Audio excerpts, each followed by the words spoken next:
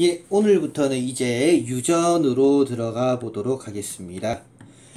유전 부분은요, 우리 이제 교육 과정이 개정되면서 중학교 3학년 교재가 올해 처음 바뀌었어요.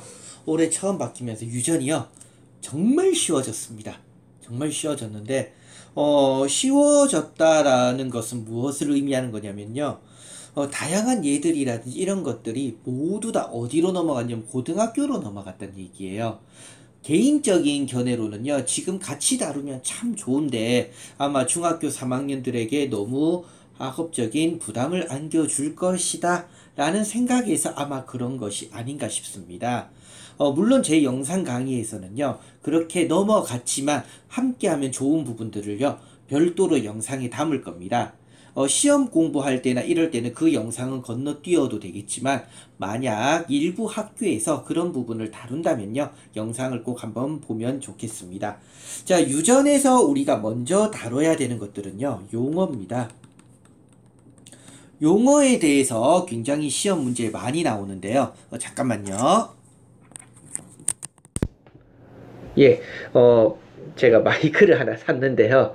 마이크를 빼고 제가 지금까지 얘기를 하니까 목소리가 조금 작았을 거예요. 지금 좀 커졌을 겁니다. 다시 녹화하면 되는데요. 솔직하게 너무 귀찮아서 그런 것도 있으니까 이해를 좀 해주세요. 자, 용어인데요. 용어에 대해서 알아봐야 되는 것들이 기본적인 거예요. 이 부분에서 기본적인 것들이요. 자, 형질.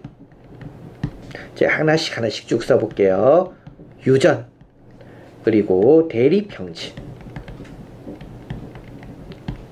순종, 잡종, 우성, 열성 이렇게 존재합니다. 우리가 이 부분, 영이 아니고 열이에요. 열성. 이 부분에서 봐야 되는 것만 해도 이 정도의 용어가 있습니다. 그러면 하나하나의 용어에 대해서 제대로 안 되면요, 이 부분 생각보다 어렵습니다. 용어부터 한번 잡고 가볼게요.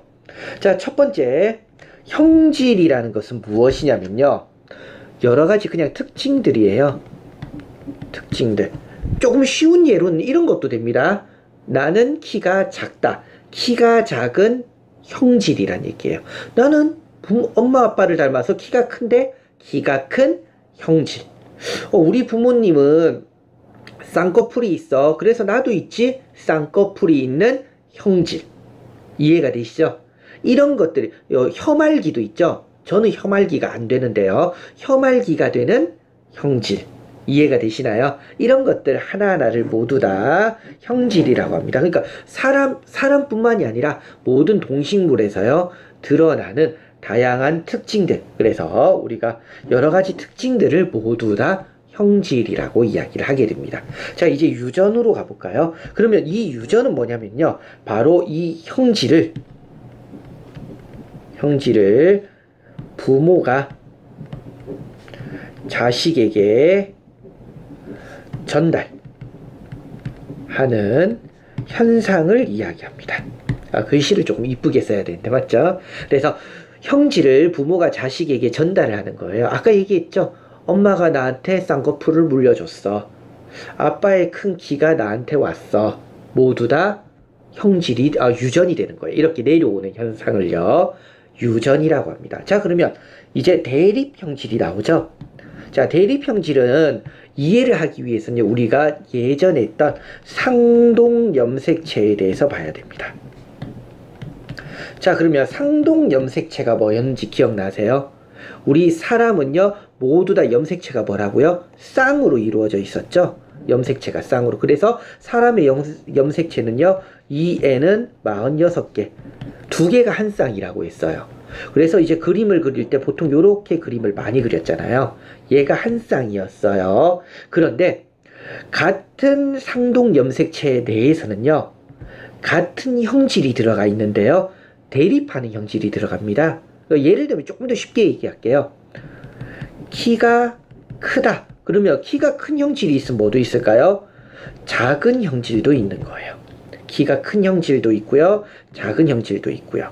혀말기가 된다, 안 된다. 2개의 형질이 있습니다. 이 2개는 뭔가요? 서로 대립하는 형질이죠. 그래서 이걸 갖다가 대립형질이라고 합니다. 그러니까 혀말기하고 쌍꺼풀은 대립형질이 아니에요. 이해가 되시죠? 대신 혀말기가 되는 형질, 되지 않는 형질은 대립형질이 되는 거예요. 그런데 제가 왜 상동염색체를 얘기했느냐? 바로 이겁니다, 이제. 자, 그런데 두 개의 염색체 중에서요. 자, 두 개의 염색체 중에서요. 하나는요, 우리 엄마가 준 거고요. 하나는 아빠가 준 거예요. 정자와 난자가 만난다고 했잖아요. 그래서 하나는 엄마가 주고요. 하나는 아빠가 준 겁니다. 그런데 엄마도 예를 들면 나한테 쌍꺼풀이 있는 유전자를 줬는데요. 아빠도 나에게 쌍꺼풀이 있는 걸 줬어요. 그러면 상동염색체가 있는데요. 여기에 쌍꺼풀이 있는 걸 받았는데 여기 또 쌍꺼풀이 있는 걸 받아버린 거예요. 이런 사람들은요. 쌍꺼풀 유전자가 무엇이란 얘기예요? 순종이란 얘기입니다. 이해가 되시나요? 그래서 똑같은 유전자를 같이 받은 거예요. 그러면 이런 것을 순종이라고. 그럼 이 사람은요. 쌍꺼풀 유전자를 아빠한테서도 받고 나머지 하나는 엄마한테서도 받았는데 둘 다 있으니까 이 사람은 뭐가 나타날까요? 쌍꺼풀이 있는 거예요. 지금요. 이런 사람들은요. 쌍꺼풀은 순종이란 얘기입니다. 다른 것도 다 순종이 아니에요. 쌍꺼풀은 순종인 거예요. 이해가 되시죠? 자, 그런데 잡종은 뭐냐면요. 이제 예를 들면 이겁니다. 아빠한테서는 쌍꺼풀이 있는 걸 받았어요. 그런데 엄마한테서는요. 쌍꺼풀이 없는 걸 받았습니다. 쌍꺼풀이 없는 거. 그럼 이 사람은요. 대립 형질 중에서 하나는 쌍꺼풀이 있는 거, 하나는 없는 거, 서로 다른 걸 받았죠. 이런 사람들을 뭐라고 하냐면요. 쌍꺼풀 유전자는 무엇이다? 잡종이다 라고 얘기하는 거예요.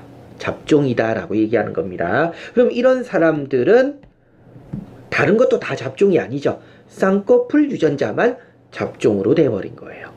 그러면 이 사람은 쌍꺼풀이 나타날까요? 안 나타날까요?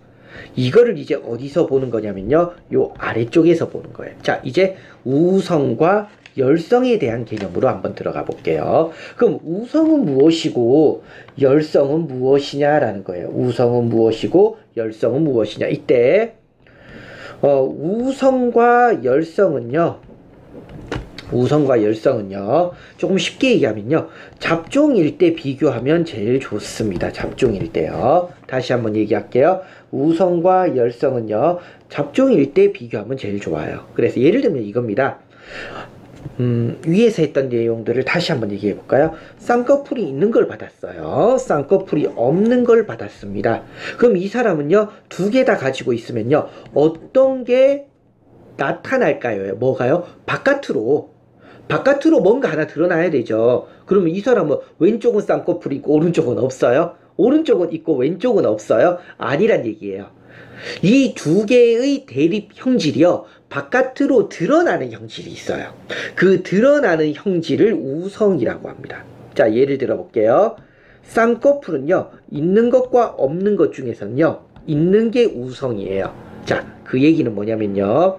A라는 사람은요. 쌍꺼풀이 있는 유전자를 받았고요. 아빠한테서도 받았어요. 그럼 이 사람은요. 쌍꺼풀이 있습니다.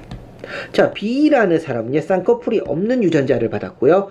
또 없는 유전자를 받았어요. 그럼 쌍꺼풀이 없겠죠. 근데 C라는 사람은요. 쌍꺼풀이 있는 유전자를 받았고요. 하나는 없는 유전자를 받았어요. 그러면 어떻게 되냐면요. 이 두 개의 대립 형질 중에서 바깥으로 드러나는 형질이 뭐냐? 바로 쌍꺼풀 형질이란 얘기예요. 그럼 이 사람은요. 쌍꺼풀이 있더라 이겁니다. 여기까지 이해되시죠? 이렇게 두 개의 대립 형질 중에서요. 바깥으로 드러나는 걸 무엇이라고 하냐면 우성. 열성은 그럼 뭘까요? 드러나지 않고 잠재되어 있는 형질이란 얘기예요. 잠재되어 있는 형질을 갖다가 열성이라고 이야기를 합니다. 열성이라고 이야기를 합니다. 이때 하나만 더 살포시 얘기해 볼까요? 이 사람은 그러면 순종일까요? 잡종일까요? 말이 좀 웃긴데요. 이 사람은 쌍꺼풀 순종일까요? 잡종일까요? 순종이에요. 이 사람은 뭘까요? 잡종이죠. 자, 여기가 중요한 거예요. 많이들 헷갈려요. 순종일까요? 잡종일까요? 시간 5초 줄게요. 한번 생각해 보세요. 5, 4, 3, 2, 1. 답은 순종입니다. 이 사람은요. 쌍꺼풀이 없는 유전자를 두 개 갖고 있으니까 없는 순수한 순종이에요. 그러니까 이런 걸 갖다가 우리가 조금은요 열성 순종이라고 합니다. 열성 순종. 그래서 앞에는요 우성 순종이면요 여기 열성 순종이겠죠. 여긴 잡종인 거예요. 이해가 되시죠? 그래서 꼭 우성 두 개만 가지고 있다고 해서 순종은 아니더라 이겁니다. 자, 용어에 대해서 한번 살펴봤어요. 꼭 기억을 해두셨으면 좋겠습니다. 이때 우리 유전하면 떠오르는 사람이 누구죠? 바로 멘델입니다. 멘델은요 수도원의 신부님이에요. 이 신부님이 이제 완두콩을 기르다 보니까요. 완두콩을 기르다 보니까 굉장히 특이한 일들이 생기더라 이거예요. 내가 분명히 노란색 완두를 심고 초록색 완두를 심어서 두 개를 갖다가 교배를 시켰어요. 근데 왜 노란색이 나타나지? 이 신부님은 그렇게 생각을 했더라 이겁니다. 그래서 이 신부님이요 완두를 가지고 열심히 연구를 하는데요. 자, 첫 번째 중요한 시험 문제 포인트가 되기도 해요. 왜 하필이면 완두를 선택했을까요? 이 신부님은 하필이면 완두를 선택한 이유 의외로 굉장히 중요합니다. 자, 첫 번째는요 완두는요 기르기 쉬워요. 기르기 쉽다라고 할까요? 기르기 쉽습니다. 그럼 두 번째는 뭐냐면요 한 세대가 짧아요. 이건 뭐를 얘기하는 거냐면요 사람으로 따지면요 사람이 태어나서요 나의 후손을 낳을 때까지 평균 몇 년 걸릴까요? 정말 과거 조선시대 이렇게 하더라도 평균 20년일 거예요. 완두는 그렇게 안 걸리더라 이겁니다. 서너 달이면 끝나더라 이거예요. 연구가 빨리빨리 된다는 얘기죠. 그래서 사람은요 유전 연구를 하는데 굉장히 어렵더라 이겁니다. 이건 나중에 또 한 번 나올 거예요. 세 번째는요 자손 수가 많아요. 완두가 굉장히 많이 나오더라 이거예요. 그 얘기는 뭐냐면요 우리가 이제 나중에 유전을 조금씩 공부해 보면 알겠지만 확률입니다. 확률인데요 우리가 조사하는 수가 많으면 많을수록 그 확률이 어떻게 된다는 얘기일까요? 보다 더 정밀해져요. 우리가 리서치 조사라든지 설문조사를 할 때 예를 들면 한국 중학교 남학생은 게임을 좋아한다 라는 설문조사를 해보고 싶어요. 그래서 제가 설문조사를 했는데요 한 명한테만 물어봤어요. 게임 좋아하세요? 아니요? 그럼 제가 결론을 냅니다. 한국의 중학교 남학생은 게임을 싫어한다. 아니죠. 그런데 이러한 조사를요 한 학급 또는 학교 또는 우리나라 전체 심지어는 전 세계로 간다면 보다 더 정밀해지겠죠. 그렇기 때문에 유전 연구를 할 때는요 자손수가 많은 게 좋습니다. 네 번째, 대립 형질이 굉장히 뚜렷합니다. 제가 계속 학교에서 쓰듯이요 화살표 막 이런 걸 쓰려고 하네요. 뚜렷하다. 자, 이건 무슨 얘기냐면요 어중간하지 않더라 이거예요. 완두는요 예를 들면 대립 형질 하나를 얘기해 볼까요? 완두콩의 색. 자, 완두콩의 색은요 노란색이 있고요 초록색이 있어요.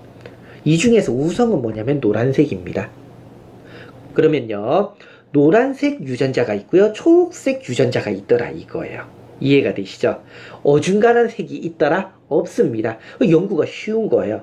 예를 들면 또 다른 걸로 뭐가 있냐면요 둥근 완두콩이 있고요 둥근 완두콩이 있고요 주름진 완두콩이 있어요. 그럼 이 중에서 우성은 뭐냐면 둥근 거예요. 그러면 둥글다가 만 완두콩 없다 이거예요. 절반은 주름지고 절반은 둥글고 그런 것도 없더라 이거예요. 그래서 확실하더라 이거죠. 그만큼 확실하더라 이겁니다. 그래서 연구에 굉장히 도움이 많이 되었다는 얘기예요. 그래서 이 멘델이라는 사람이요 다양한 것들을 하면서 첫 번째로 발견한 게 바로 우열의 원리라고 하는 겁니다. 자, 그럼 우열의 원리라는 건요 이미 설명을 끝냈어요 제가요. 바로 뭐냐면요 자 잡종일 때예요. 자, 잡종일 때 제가 뭐라고 했죠? 잡종은요 대립 형질이 하나씩 있는 거예요. 자, 예를 들어 볼까요? 우리 완두로 따지면요 노란색 유전자와요 노란색 완두콩의 색깔 유전자와 초록색이 있더라 이거예요. 얘가 같이 섞여 있어 하나의 완두에. 그럼 바깥으로 드러나는 거는 무엇이 드러나죠? 바로 우성이 드러난다고 했는데요. 이때 우성이 무엇이라고요? 노란색이라고 했죠. 그래서 이 완두는요 노란색을 드러내더라 이거예요. 그래서 이 멘델이라는 사람이요 발견한 유전의 원리가 세 가지가 존재합니다. 그 세 가지 중에 첫 번째가 바로 우열의 원리입니다. 그래서 우열의 원리라는 것은요 잡종일 때, 즉 대립형질이 섞여 있을 때 바깥으로 드러나는 것은 무엇이 드러난다? 우성이 드러나더라 이거예요. 그것을 갖다가 밝혀낸 게 바로 멘델이라는 사람입니다. 그런데 수업 내용은 여기서 마무리를 짓는데요. 한 가지 그냥 재밌는 얘기를 한번 해보면요. 이 멘델이라는 사람이 신부님이라고 있죠. 근데 우리 가톨릭에서는요. 사람은 하느님이 만들었대요. 그런데 그것을 믿는 멘델이라는 사람이요. 유전을 연구한 거예요. 굉장히 좀 아이러니하죠. 그래서 이 멘델이라는 사람이요. 자신이 정리한 이 책을요. 발간을 쉽게 못했더라라는 이야기가 있습니다. 굉장히 반향이 컸을 거다라고 해서요. 그래서 굉장히 좀 뒤늦게 인정을 받은 그런 케이스이기도 합니다.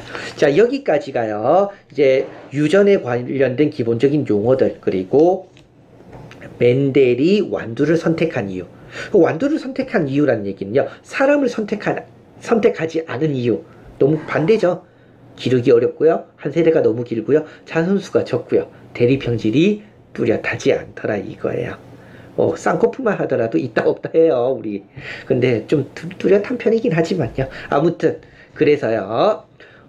멘델이 완두를 선택한 이유, 그리고 멘델이 말한 유전 원리 세 가지 중에 그 첫 번째가 우열의 원리인데, 우열의 원리라는 것은 대립형질이 섞여 있는 잡종에서는 우성인 것이 바깥으로 드러나더라 라는 것을 이야기한 겁니다.